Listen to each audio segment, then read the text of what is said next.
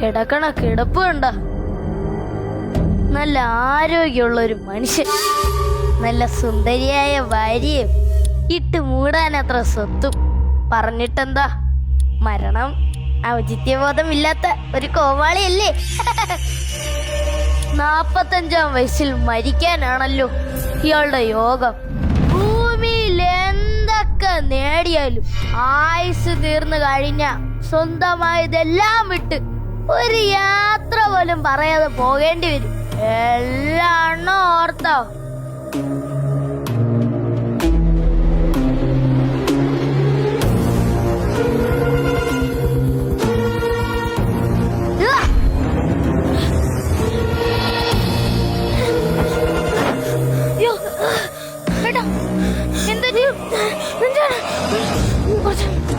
വെള്ളം കുടിക്കേ.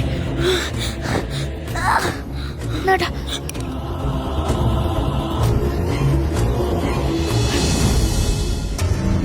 ഏട്ടാ ഏട്ടാ ഏട്ടാ ഏട്ടാ ഏട്ടാ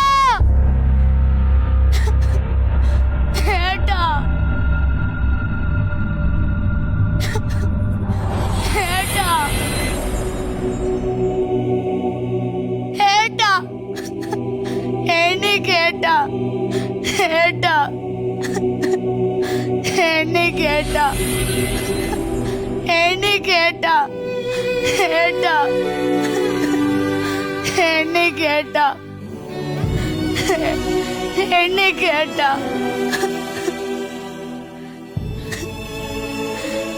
ഏട്ടാ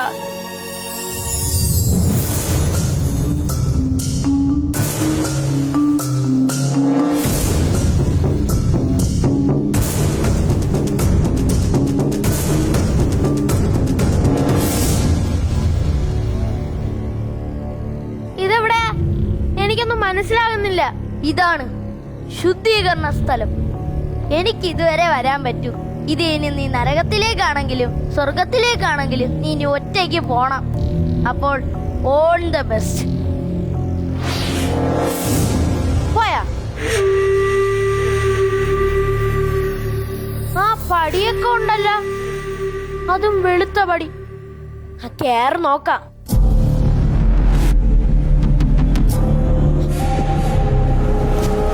സ്വാഗതം ബാബു, സ്വാഗതം. ശുദ്ധീകരണ സ്ഥലത്തിലേക്ക് സ്വാഗതം. താനാരാ? നിങ്ങൾക്ക് എങ്ങനെ എന്റെ പേരറിയാം? ഞാൻ നീതിയുടെ ദൂതൻ, വിധിയുടെ കാവൽക്കാരൻ. നിന്റെ ഭൂമിയിലെ ജീവിതം അവസാനിച്ചിരിക്കുന്നു. 45 വയസ്സുവരെയുള്ള നിന്റെ എല്ലാ പ്രവൃത്തികളും ഈ കണക്ക് പുസ്തകത്തിലുണ്ട്. നീ ജീവിച്ചിരുന്നപ്പോൾ ചെയ്ത നന്മ തിന്മകൾക്കനുസരിച്ചാകും ഇനി മുന്നോട്ടുള്ള യാത്ര. നിനക്ക് സ്വർഗമാണോ നരകമാണോ ലഭിക്കാൻ പോകുന്നെന്ന് നമുക്ക് നോക്കാം. അതിന് ഈ ബുക്കിൽ നോക്കേണ്ടെന്ന് ആവശ്യമില്ല. എനിക്ക് സ്വർഗം തന്നെ കിട്ടും. അതെ, ഞാൻ പാപിയൊന്നുമല്ല. ഞാൻ ആരെയും കൊന്നിട്ടില്ല, കവർ ചെയ്തിട്ടില്ല. പിന്നെ ദൈവത്തിന് കൊടുക്കേണ്ട കാണിക്ക സമയാസമയം കൃത്യമായി കൊടുക്കുന്നുമുണ്ട്. എടോ, പാപം എന്നത് രക്തം ചിന്തൽ മാത്രമല്ല, ഒരാളുടെ ഹൃദയം തകർക്കുന്നതും പാപം തന്നെയാ. ഞാനൊന്ന് നോക്കട്ടെ. എന്നാ നോക്കിക്കോ.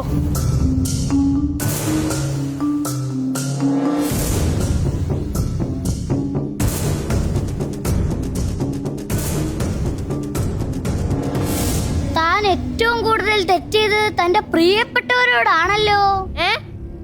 അങ്ങനെ വരാൻ വഴിയില്ലല്ലോ. ഒന്നും കൂടെ നോക്കിയേക്ക്. ഞാൻ പറഞ്ഞില്ലേ, തനിക്ക് വിധിച്ചിരിക്കുന്നത് പറയണ്ട, അറിയാം. എങ്ങോട്ടാ ഈ സ്വർഗത്തിലോട്ടുള്ള വഴി?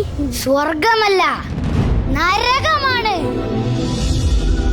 അതവിടുത്തെ ഞാൻ ജീവിച്ചത് എന്റെ പ്രിയപ്പെട്ടവർക്ക് വേണ്ടിയാ. ഞാൻ അവർക്ക് വേണ്ട എല്ലാം കൊടുത്തിട്ടുണ്ട്. എന്റെ സ്വത്ത് സമ്പാദ്യം എല്ലാം അവർക്കാ. പക്ഷേ താൻ അവർക്ക് സ്നേഹം മാത്രം കൊടുത്തില്ല. എടോ, കൊടുത്ത 100 ഇരട്ടിയെ തിരിച്ചു കിട്ടുന്ന ഒന്നേ ഉള്ളൂ ഭൂമിയിൽ. അത് സ്നേഹമാ. സ്നേഹിക്കാൻ അറിയാത്ത മനുഷ്യൻ സ്വർഗത്തിൽ പ്രവേശിക്കാൻ യോഗ്യനല്ല. നിനക്ക് വിധിച്ചിരിക്കുന്നത് നരകമാണ്.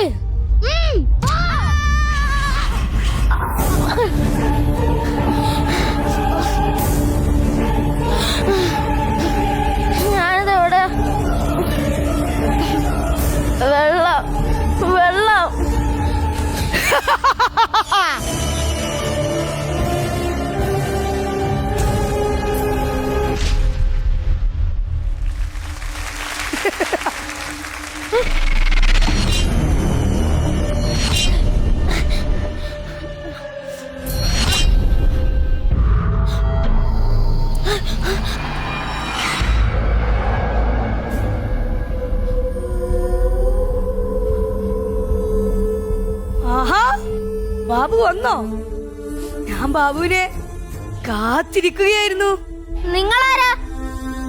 ഇച്ചിരി വെള്ളമുണ്ടോ? വെള്ളം. വെള്ളമോ? വെള്ളം വെള്ളം.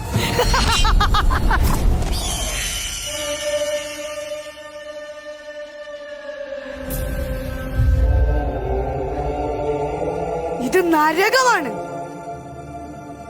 ഇവിടെ വെള്ളമില്ല. ഇവിടെ പാപികൾക്ക് കണ്ണീരാണ് ദാഹജലം. ഓ, ഇതാണല്ലേ നരകം. പക്ഷെ ഞാൻ കേട്ടിട്ടുള്ളത് നരകത്തിലെ തീയും ചുട്ടുപൊള്ളുന്ന ചൂടും വിഷം തുപ്പുന്ന ജീവികളെന്നൊക്കെയാണ്. എന്നെ ആ നരകത്തിലെ വറുചട്ടിയിലിടല്ലേ?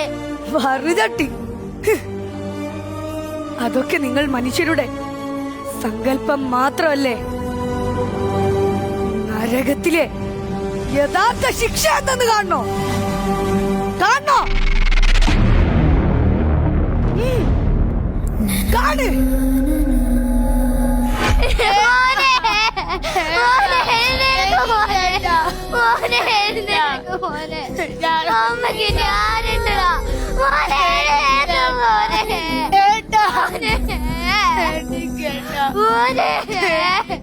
പാവങ്ങളല്ലേ, അവർക്ക് എന്നോട് സ്നേഹമില്ലെങ്കിൽ പിന്നെ എന്തിനാ അവരെന്നോർത്തിട്ട് കരയുന്നേ? നീ അവർ കരയുന്നത് മാത്രല്ലേ കാണുന്നുള്ളൂ. അവർ അവരുടെ മനസ്സിൽ എന്ത് വിചാരിച്ചാ കരയുന്നതെന്ന് എനിക്കറിയോ? ഇല്ല. അറിയണോ? കണ്ടോ?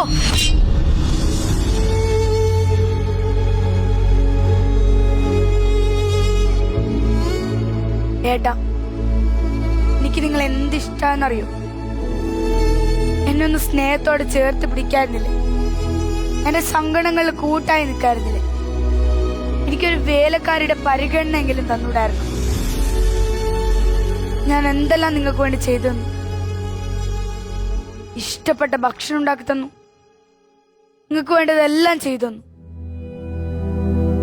എന്നിട്ടും നിങ്ങൾക്ക് എന്നെ നോക്കി ഒരു നല്ല വാക്ക് പറഞ്ഞുകൂടായിരുന്നു? എന്നെ സ്നേഹിച്ചുകൂടായിരുന്നു?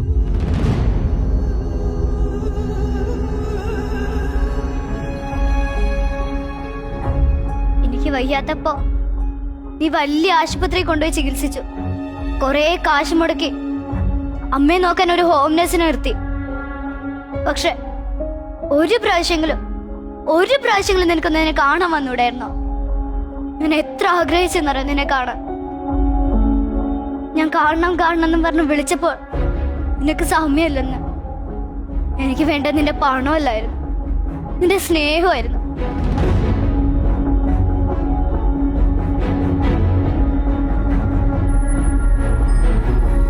ബാബു, നീ ഓർക്കുന്നുണ്ടോ ഞാൻ നിന്റെ അടുത്ത് ആരോടും പറയരുതെന്ന് പറഞ്ഞ രഹസ്യങ്ങൾ എല്ലാരോടും പറഞ്ഞത് നീയായിരുന്നല്ലേ? നിനക്കതൊക്കെ ഒരു തമാശയായിരുന്നു. ഞാൻ വിശ്വസിച്ച ഒരേ ഒരു കൂട്ടുകാരൻ നീയായിരുന്നു. എന്നിട്ട് എന്തിനാടാ എന്നോട് ഇത് ചെയ്തത്? ഞാൻ നിന്നെ എന്റെ സ്വന്തം കൂടപ്പിറപ്പിനെ പോലെ കണ്ട് സ്നേഹിച്ചതല്ലടാ. എന്നിട്ട് എന്തിനാടാ എന്നെ ചതിച്ചത്? എന്തിനായിരുന്നു? അത് തമാശയ്ക്ക് വേണ്ടി.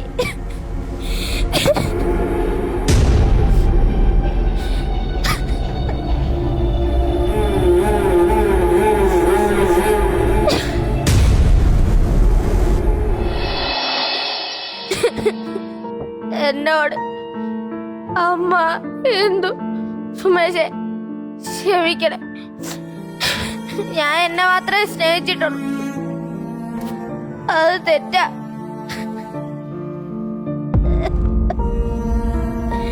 എന്റെ ദൈവമേ, എനിക്ക് തെറ്റുപറ്റി. ഞാൻ കരുതിയത് കൊലപാതകവും കളവും നുണ പറച്ചിലും ഒക്കെയാണ് ഏറ്റവും വലിയ തെറ്റെന്ന. പ്രിയപ്പെട്ട മനുഷ്യരെ സ്നേഹിക്കാത്തതും അവരോടൊപ്പം സമയം ചിലവഴിക്കാത്തതും അവരോട് സ്നേഹത്തിൽ ഒരു വാക്ക് സംസാരിക്കാത്തതും ഇത്ര വലിയ തെറ്റാണെന്ന് ഞാൻ അറിഞ്ഞില്ല. ഇനി ഇത് എനിക്ക് തിരുത്താനാവില്ലല്ലോ. ഇതാണോ നരകം? ഞാൻ ചെയ്ത തെറ്റുകൾ ഇടയ്ക്കിടയ്ക്ക് ഓർമ്മിച്ച് കുത്തി നോവിക്കുന്നതാണോ നരകത്തിലെ ശിക്ഷ? എന്റെ ദൈവമേ, എനിക്ക് സഹിക്കാൻ കഴിയില്ല. ഇതിനെക്കാട്ടിലും ഭേദം നരകത്തിലെത്തിയും കുറച്ചട്ടിയായിരുന്നു.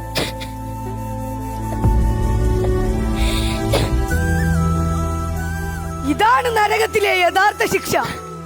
ജീവിച്ചിരുന്നപ്പോൾ നീ നിന്റെ ചുറ്റുമുള്ളവരെ സ്നേഹിക്കാതെ പോയി. അതിനാൽ നീ നരകത്തിൽ സ്നേഹമില്ലായ്മയും ഒറ്റപ്പെടലും തിരിച്ചു കിട്ടാത്ത സ്നേഹത്തിന്റെ വേദനയും അനുഭവിക്കും. ഇതാണ് ശിക്ഷ. ഇതാണ് നിന്റെ അന്തിമ വിധി.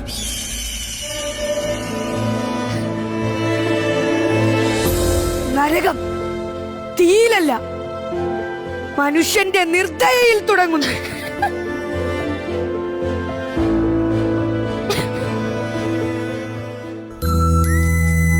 സ്വർഗവും നരകവും മരണത്തിന് ശേഷം മാത്രം തുടങ്ങുന്നതല്ല.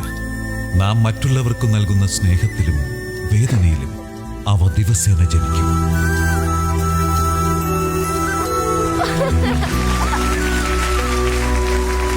നല്ല ബ്യൂട്ടിഫുൾ ആയിട്ടുള്ള ഒരു സ്കിറ്റ് അല്ലേ? വളരെ ചെറിയ സമയം കൊണ്ട് എന്ത് വലിയൊരു തോട്ടാണ് നമ്മുടെ ചെറുതുകൾ ഇത് കാണുന്ന പ്രേക്ഷകരുടെ മനസ്സിലേക്ക് എറിഞ്ഞു എന്ന് പറഞ്ഞാൽ പോരാ, കൊള്ളിച്ചു എന്ന് പറയുന്നതാണ് കറക്റ്റ് വാക്ക്. എല്ലാവരുടെയും കയ്യിൽ അബണ്ടൻസ് ആയിട്ടുള്ളൊരു സാധനമാണ് സ്നേഹം എന്ന് പറയുന്നത്. അത് സഹജീവികളോട് കാണിക്കാൻ വളരെ ചെറിയ സമയം മതി, അതിന് വളരെ ചെറിയ മനസ്സ് മതി. ഇത് കണ്ടിട്ടെങ്കിലും കുറച്ച് ആൾക്കാർക്കെങ്കിലും ആ ചേഞ്ച് വരട്ടെ എന്ന് ഞങ്ങൾ ആത്മാർത്ഥമായിട്ട് ആഗ്രഹിക്കുന്നു. അംബികാമ്മ, ആദ്യം എല്ലാവർക്കും സൂപ്പർ, വളരെ നന്നായിരുന്നു. എന്ന് വെച്ചാൽ വളരെ നന്നായിരുന്നു.